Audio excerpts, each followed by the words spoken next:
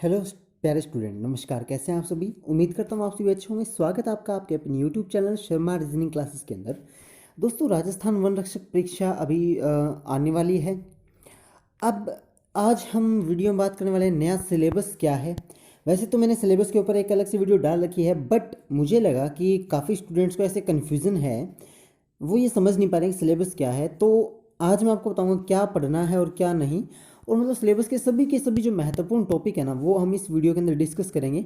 तो आप सभी से एक रिक्वेस्ट है कि आप वीडियो को जरा सा भी स्किप मत करना। स्किप करोगे ना तो आपका क्या होगा, आपके जो माइंड से जो टॉपिक है वो निकल जाएंगे। तो आज की वीडियो में आपको सेपरेटली जो है ओनली एंड ओनली सिलेबस के बारे में बताऊंगा कि सिलेबस क्या है। और आपको अगर ऐसी अफवाह कोई मिलती है कि सिलेबस चेंज हुआ है, तो दोस्तों अभी नहीं, ठीक है। क्योंकि जो मैं आपको इस वीडियो में सिलेबस बताऊंगा ना, वही रियल सिलेबस है। उसके अलावा कोई सिलेबस चेंज नहीं है, ठीक है। तो वो सिलेबस कौन सा है, इसके लिए आप वीडियो देखें पहले, आपको पता लग जाएगा कि वो सिलेबस कौन सा है, क्या क्या पढ़ना है, ठीक है। तो चलिए स्टार्ट करते हैं स्टूडेंट्स। उससे पहले मैं आपको बता दूं, आप इस वीडियो को ज़्यादा से ज़्यादा शेयर कर देना ताकि और लोग भी इसे पढ़ सकें, ठीक है। तो चलिए स्टार्ट करते हैं। सबसे पहले हम बात करें साइंस की। तो सिलेबस फॉर एवरीडे साइंस, जिसे हम बोलते हैं दैनिक विज्ञान का सिलेबस क्या है। पहला टॉपिक है एब्रीविएशंस, फिर डिस्कवरीज एंड इन्वेंशन यानी कि खोज कब हुई, ठीक है, रिसर्च कब हुई। मेजरिंग टूल्स यानी कि मापक यंत्र। Differences, scientific reasons. और फिर उसके बाद है making decision, perspective to science, ठीक है, साइंस के अंदर डिसीजन लेने की power. Unit constituents and structures, जैसे कि फोर्स की यूनिट क्या होती है, न्यूटन होती है। इस तरह से आपको यूनिट वगैरह याद रखनी है। मॉडर्न मटेरियल्स या केमिकल्स, ठीक है, अलग अलग केमिकल्स याद रखने हैं। एनर्जी रिसोर्सेज कौन कौन से होते हैं, जैसे कि सौर ऊर्जा है, जल ऊर्जा है, विद्युत ऊर्जा है, इस तरह से। नेचुरल हैजर्ड एंड डिजास्टर्स कौन कौन से होते हैं, जैसे कि प्राकृतिक घटनाएं कौन कौन सी होती है। और प्रोसेस ऑफ नेचर यानी कि हमारी प्रकृति की क्या क्या प्रभाव हैं, क्या क्या प्रोसेस हैं, क्या क्या तरीके हैं, वो आपको याद रखने हैं, ठीक है। तो ये 11 जो टॉपिक है आपके, वो आएंगे आपकी साइंस के अंदर। कौन सी साइंस के अंदर आएंगे? ये आएंगे एवरीडे साइंस के अंदर। एवरीडे साइंस का मतलब ऐसी साइंस जो हम डेली के डेली यूज़ करते हैं, ऐसी साइंस जो हम डेली के डेली अपने दैनिक जीवन में उपयोग करते हैं। फिर बात आती है मैथमेटिक्स की। तो ये मैथ भैया थोड़ा ना पीछे रहेंगे, जब साइंस मैडम आ गई तो मैथ सर भी आएंगे। तो मैथ के अंदर क्या है, सबसे पहले नंबर सिस्टम, ठीक है, नंबर संख्याओं का सिस्टम, संख्या पद्धति जिसे आप बोलते हो। फिर परसेंटेज जिसे आप प्रतिशत बोलते हो, ठीक है, वो। उसके बाद है प्रॉफिट एंड लॉस यानी कि मुनाफा और कमी, जिसे आप हानि लाभ हानि बोलते हो। तो लाभ हानि वाले क्वेश्चन आएंगे, ठीक है, मैथ के अंदर लाभ हानि के भी क्वेश्चन आएंगे। उसके बाद कॉम्पिटिशन ऑफ होल नंबर्स, ठीक है, होल नंबर संपूर्ण संख्याओं का गणना, संपूर्ण संख्याओं की गणना और गणनाक वगैरह, ये क्वेश्चन आएंगे। रेशियो एंड प्रोपोर्शंस, रेशियो का मतलब क्या होता है, अनुपात, ठीक है, ये इंग्लिश में लिखा हुआ है, हिंदी में आपको बता रहा हूँ साथ साथ। अनुपात और दीर्घकालिक अनुपात, इनके ऊपर क्वेश्चन आएंगे। उसके बाद डेसिमल एंड फ्रैक्शंस, ठीक है, यानी कि भिन्न संख्याएं कौन सी होती है और अभिन्न संख्याएं कौन सी होती है। एचसीएफ और एलसीएम पे क्वेश्चन आएंगे, यानी कि लैस है और मैस है। हिंदी मीडियम में आप पढ़ते हो ना, लैस है मैस है, लघुत्तम समापवर्त्य और महत्तम समापवर्तक। उसके ऊपर फिर रिलेशनशिप बिटवीन नंबर्स यानी कि संख्याओं के बीच में क्या संबंध होता है, वो आएगा। फिर फंडामेंटल अर्थमेटिकल ऑपरेशंस यानी कि अलग अलग टाइप की पद्धति कौन सी होती है। उसके बाद सिंपल एंड कंपाउंड इंटरेस्ट, जिसे आप लोग बोलते हो साधारण ब्याज और चक्रवर्ती ब्याज। साधारण और चक्रवर्ती ब्याज क्या होता है, इसके ऊपर आपके क्वेश्चन आएंगे, ठीक है।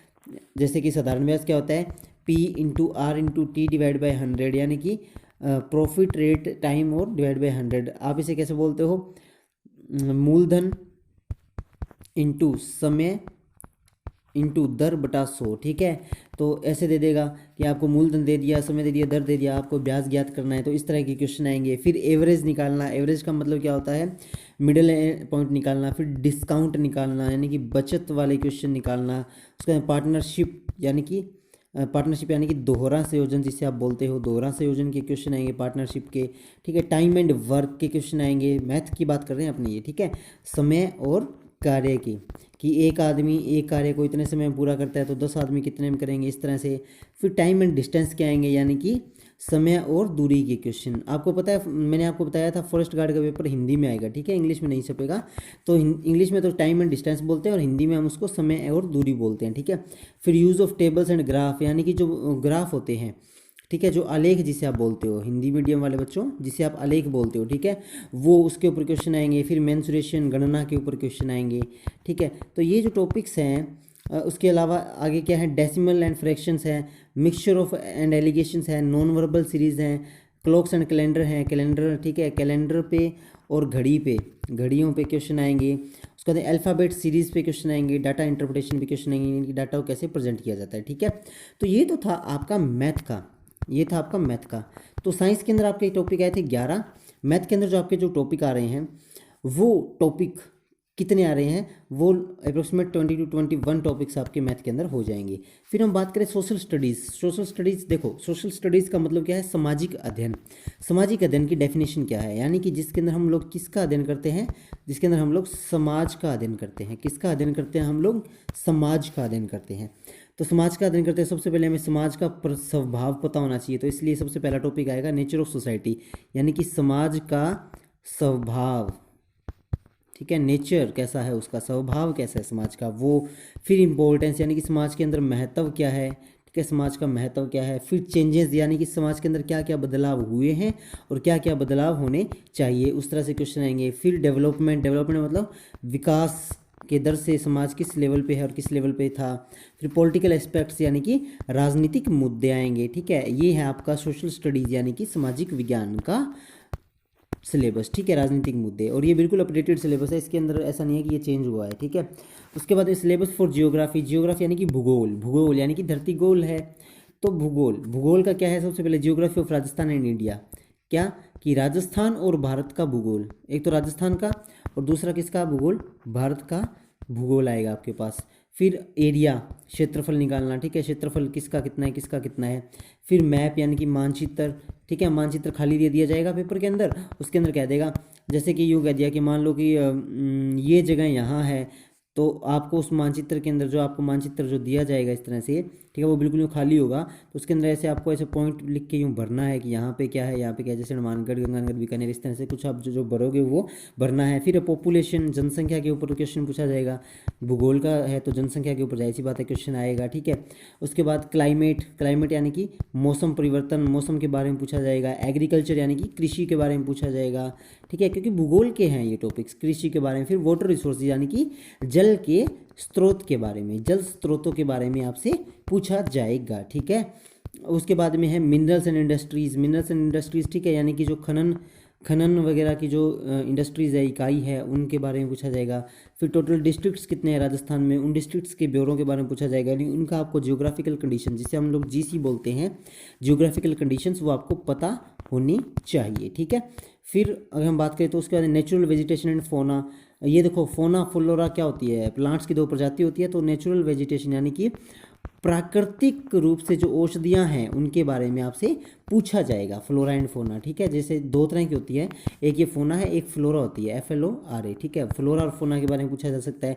फिर इकोनॉमिक इंफ्रास्ट्रक्चर, यानी कि आर्थिक रूप से, अर्थशास्त्रिक रूप से कैसी स्ट्रक्चर है राजस्थान की, वो पूछा जाएगा। ठीक है, तो ये जो टॉपिक है, ये जो 11 टॉपिक हैं, जितने साइंस के अंदर टॉपिक थे उतने आपके इसके अंदर है, किसके अंदर है, ज्योग्राफी के अंदर है। ठीक है, 11 टॉपिक है, मैथ के अंदर 21-22 टॉपिक है।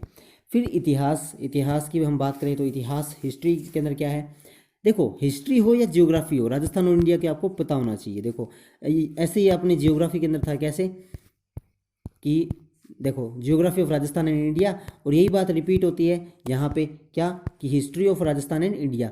मतलब आपको जियोग्राफी और हिस्ट्री तो दोनों की पता होनी चाहिए, दोनों की मतलब कि राज्य की और देश की। ठीक है, दोनों की आपको पता होनी चाहिए, चाहे वो इतिहास हो, चाहे वो आपका भूगोल हो। ठीक है, चाहे वो आपका भूगोल हो, आपको दोनों की पता होनी चाहिए।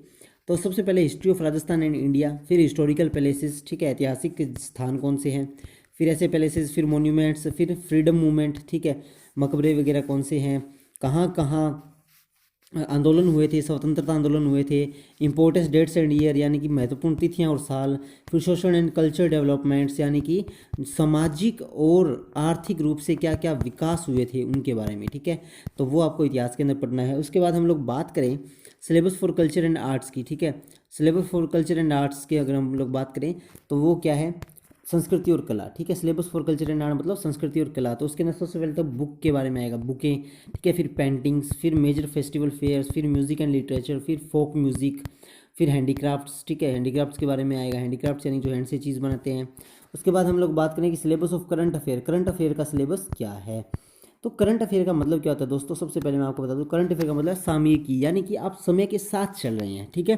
जैसे कि जो आज का करंट अफेयर है वो आपने पढ़ लिया और उसको साइड कर दिया, अब कल का करंट अफेयर आएगा तो आप कल पढ़ोगे, तो यानी कि आप समय के साथ चल रहे हैं, आज कल और परसों, ठीक है, इस तरह से। तो जो समय के साथ चलता है उसे हम लोग बोलते हैं सामयिकी, सामयिकी, ठीक है, और उसे हम लोग बोलते हैं सीए। सीए मतलब चार्टर्ड अकाउंटेंट नहीं, सीए मतलब करंट अफेयर्स, ठीक है ना दोस्तों। तो करंट अफेयर्स, तो करंट अफेयर्स के टॉपिक कौन कौन से, लेटेस्ट साइंटिफिक प्रोग्रेस, यानी कि कौन से वैज्ञानिक तथ्यों पर अभी अभी प्रोग्रेस यानी कार्य प्रगति पर चल रहा है। फिर डेवलपमेंट इन टेक्नोलॉजी, हमारी तकनीकी सुधार क्या हुए हैं देश के अंदर। इकोनॉमी एंड बिजनेस, व्यवसाय और अर्थशास्त्र हमारा कहाँ है। फिर current general knowledge, general knowledge यानी कि बिल्कुल ऐसे मुद्दे जो अपने मतलब आम बात है होने, जैसे कि अभी किसान आंदोलन चल रहा है तो उसके ऊपर थोड़ा सा आप फोकस करें। फिर नेशनल या इंटरनेशनल अवार्ड्स, यानी कि राष्ट्रीय और अंतर्राष्ट्रीय पुरस्कार कौन से होते हैं। फिर इंडियन लैंग्वेजेस, भारतीय भाषाओं के बारे में आपको पता होना चाहिए कि भारत में कोई कितनी भाषाएं हैं, कौन सी कहाँ बोली जाती है, ठीक है। फिर बुक्स, अलग अलग script, capital, currency, sports and games, environment and ecology, यानी कि स्क्रिप्ट यानी कि लेखन क्या है आपका, कैपिटल यानी कि राजधानी आपको याद होनी चाहिए, राजधानी जैसे कि राजस्थान की राजधानी जयपुर है, इस तरह से आपको याद होनी चाहिए।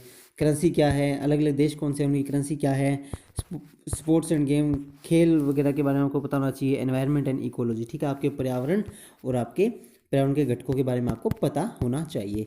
तो ये जो सारा का सारा है ना, ये जो मैंने आपको आज की इस वीडियो के अंदर बताया, ये क्या है, सिलेबस है, टोटली न्यू सिलेबस है। ये किसका है, ये राजस्थान फॉरेस्ट गार्ड का है, और यही सिलेबस मैंने डिस्कस किया था इससे प्रीवियस जो वीडियोस आई थी उनके अंदर, बट हो सकता है कि उनके अंदर आपको अच्छे समझ में नहीं आया हो, तो उम्मीद करता हूँ आज तो आपको अच्छे समझ में आ गया होगा, ठीक है। तो दोस्तों वीडियो को ज़्यादा से ज़्यादा शेयर कर देना, क्योंकि जब तक अच्छे व्यूज़ नहीं आएंगे ना तो हमारा भी मोटिवेशन नहीं बनता है पढ़ाने का, ठीक है। तो आप से एक ही अपील है कि वीडियो ज़्यादा से ज़्यादा शेयर करें, उन दोस्तों को भी कहेंगे आगे शेयर करें, ठीक है। देखो अगर आपने 1000 सब्सक्राइबर करा दिए 1K प्लस, ठीक है, तो उससे क्या होगा, उससे मैं इस चैनल पे लाइव क्लासेस ले पाऊंगा, ठीक है। तो आप लोग मुझसे लाइव भी पढ़ सकते हैं, लाइव डायरेक्टली जो लाइव चलता रहेगा, फिर आपको कोई भी डाउट आएगा आप लाइव कमेंट के अंदर भी पूछ सकते हैं, ठीक है ना। तो दोस्तों उम्मीद करता हूँ आप बिल्कुल सहयोग करेंगे, साथ देंगे, तो लगे हुए हैं बस मेहनत करने में, ठीक है। मेरा एक ही ध्येय है कि जो बच्चे पढ़ाई से वंचित है वो वंचित ना रहें और वो अपने सपने को साकार करें, बस मेरा यही उद्देश्य है, ठीक है ना। तो दोस्तों उम्मीद करता हूँ वीडियो अच्छी लगी होगी, और कमेंट जरूर करना कैसी लगी वीडियो, और कोई डाउट है तो भी कमेंट करना।